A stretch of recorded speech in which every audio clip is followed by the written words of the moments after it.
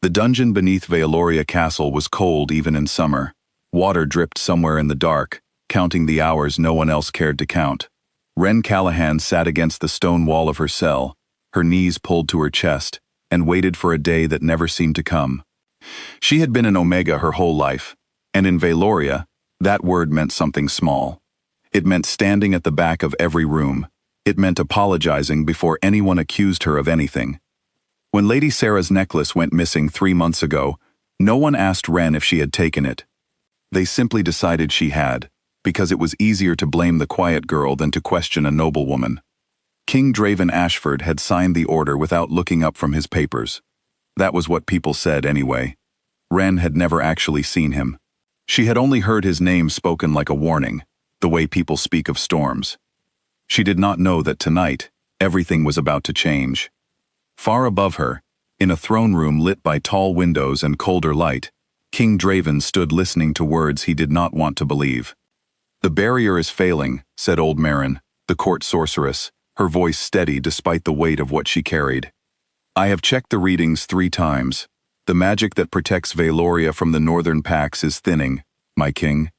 Within a season, maybe less, it will fall completely." Draven's jaw tightened. He was a tall man, broad-shouldered, with the kind of stillness that made lesser men nervous. He had ruled for 5 years, since his father's death, and he had built that rule on strength. Strength did not fail. Strength did not thin like old cloth. "Then reinforce it," he said. "Use more sorcerers, use more power." "It is not a matter of power, Your Majesty." Marin stepped closer, lowering her voice, as if the stone walls themselves might be listening. "The barrier was built on old blood magic, tied to the last true Omega bloodline. For generations, we believed that bloodline had died out. But I found something in the old records. A name, a family who never left the kingdom, who simply faded into it, generation after generation, until no one remembered what they carried. Get to the point. The bloodline still exists, my king, and I believe I know exactly where." Draven's eyes narrowed. "Where?" Marin did not blink. "Your dungeons." For a long moment, the throne room was silent, except for the wind pressing against the windows. "You are telling me," Draven said slowly, "that the one person capable of saving this kingdom is someone I locked away." "I am telling you that fate has a cruel sense of humor," Marin said. "Her name is Wren Callahan. She was imprisoned for theft 3 months ago."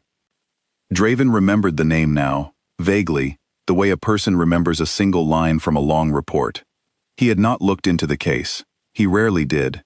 There were 1,000 small matters that crossed his desk, and he trusted his officials to handle the ones that did not concern the kingdom's survival. He had been wrong to trust that. He would learn how wrong very soon. "Bring her to me," he said, "now." 2 guards were sent down into the dark. Wren heard their boots long before she saw their torches, and her heart clenched with a fear she had grown almost used to. She thought, at first, that they had come to move her to a worse cell, or worse, that they had come to end things quietly, the way the guards sometimes joked about doing to prisoners no one would miss. Instead, they unlocked her chains and told her the king wanted to see her. She almost laughed. It seemed like a cruel joke, the kind of thing spoken to frighten a prisoner further, but the guards were not smiling, and so she rose on unsteady legs and let them lead her up through corridors she had not seen in 3 months. Corridors that suddenly seemed too bright and too wide for someone who had grown used to stone and silence. When she was brought before the throne, she did not kneel.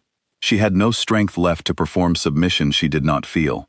She simply stood, thin and pale and dirty, and looked up at the king who had signed away her freedom without ever learning her name. Draven studied her.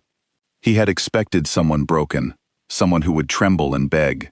Instead, he found a woman with tired eyes that held no fear of him at all, only a quiet, burning exhaustion, as if she had already decided that nothing he did could hurt her more than what had already been done. "Do you know who I am?" he asked. "You are the king who put me in a cell for a crime I did not commit," Wren said, her voice hoarse from disuse but steady. "You are the king who never once asked if it was true." The court around them went still. waiting for punishment. Draven felt something unfamiliar stir in his chest instead, something close to shame, though he was not a man who allowed himself that feeling often. "I am told," he said, choosing to ignore her words for now, "that you carry a bloodline that can save this kingdom. Is that true?" Ren blinked, caught off guard for the first time since entering the room. "I don't know what you mean." Maren stepped forward and explained, gently, what she had found in the old records. She spoke of Ren's family, of a great-grandmother who had once been whispered about as something more than an ordinary Omega, of a magic buried so deep in blood that even Ren herself had never known it was there. "You want to use me," Ren said finally, when the sorceress had finished. "Just like everyone else has, only now it's not a false accusation you want from me, it's my blood." "I want to save my kingdom," Draven said. "And what happens to me once your kingdom is saved?" Ren asked. "Do I go back to that cell?" Draven did not answer immediately, and his silence was answer enough. Ren felt something cold settle into her chest, but she had learned, over the past 3 months, how to keep her face still, even when her heart was not. "You will not go back to the cell," Draven said finally. "You will stay in the castle, under guard, for your safety and the kingdom's, but not as a prisoner."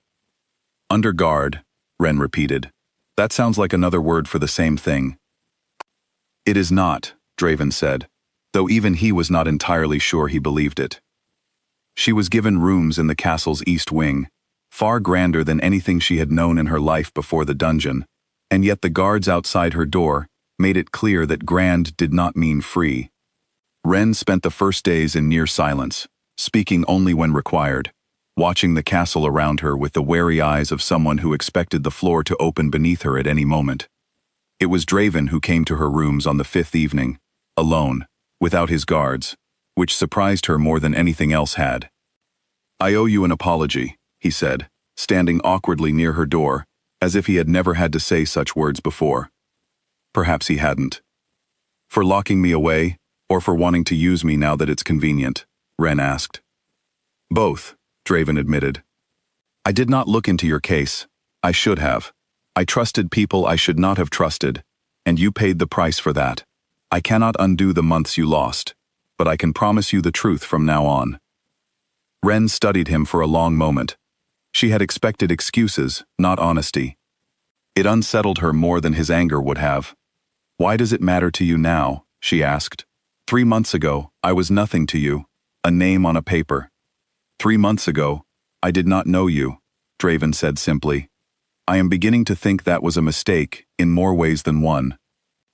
Something in his voice made her chest ache in a way she did not fully understand, and she looked away before he could see it on her face. Over the following weeks, Draven found himself returning to her rooms more often than duty required. He told himself it was to monitor her well-being, to ensure the kingdom's last hope remained safe and cooperative. But he began to notice things about her that had nothing to do with bloodlines or barriers. The way she still thanked the servants who brought her meals, though no one had ever thanked her for anything. The way she asked about the kingdom's people, the farmers and the soldiers and the children in the lower town, when most nobles in his court cared only for themselves. The way she looked at him not with the fear his rank usually earned, but with a clear, unflinching honesty that no one else dared offer him. He began to understand that Ren Callahan was not weak, as her rank had always suggested. She had simply never been given the chance to be anything else. Ren, in turn, began to see past the cold king who had imprisoned her. She saw the exhaustion he carried from years of ruling alone, the weight of a crown he had inherited too young, the loneliness of a man everyone feared and few actually knew. She found herself, against every instinct built by months in a cell, beginning to trust him.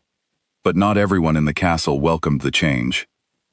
Lord Callum, one of Draven's advisors, watched the growing closeness between the king and the Omega with sharp, calculating eyes. He had built his influence on the old hierarchy, the belief that Alphas ruled and Omegas obeyed, and Ren's rising importance threatened everything he had worked for. If the king elevated an Omega, truly elevated her, what would stop the entire structure of rank from crumbling? He began to whisper to other nobles, planting doubts, suggesting that the girl could not be trusted, that her bloodline might be a lie, invented to gain favor, that the barrier's failure might even be her doing. The whispers grew louder as the barrier weakened further. Reports came in of rival packs testing the northern borders, sensing the kingdom's fading defenses, like wolves sensing a wounded animal. Draven knew he was running out of time.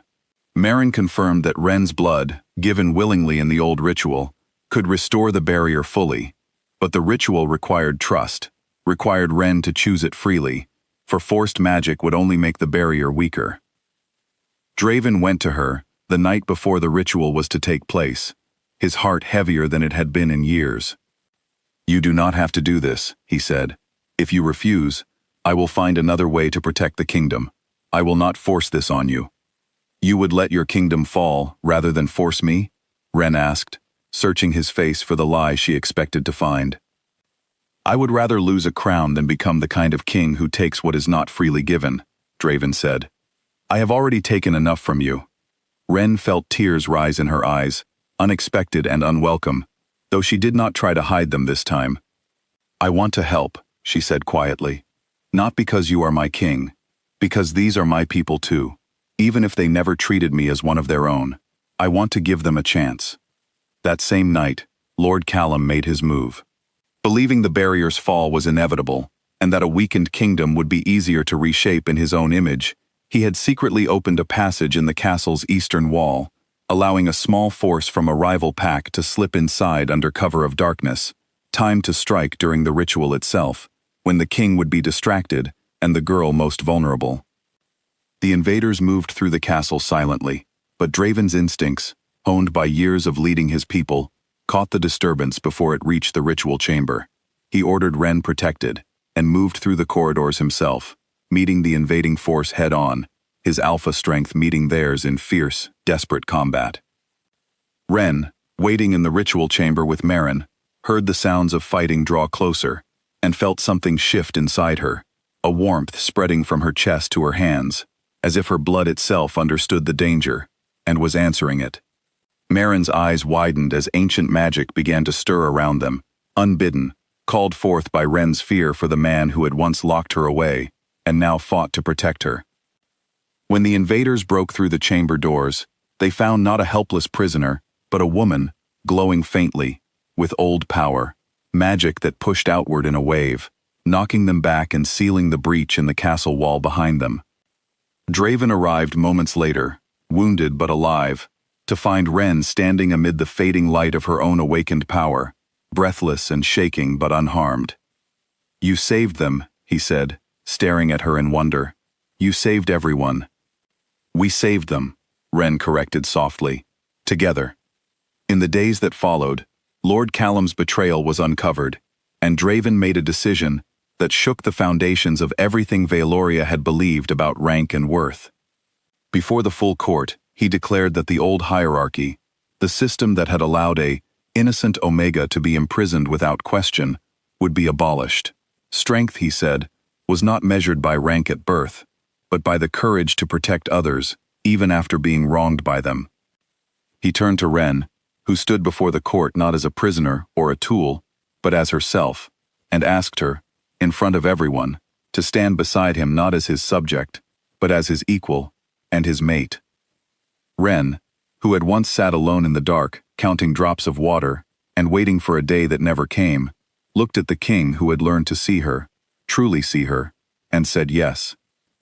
The kingdom of Veloria entered a new age that day, one where the weakest Omega had become its strongest hope, and where the Alpha King who once locked her away now stood beside her, humbled and grateful, for the rest of his reign.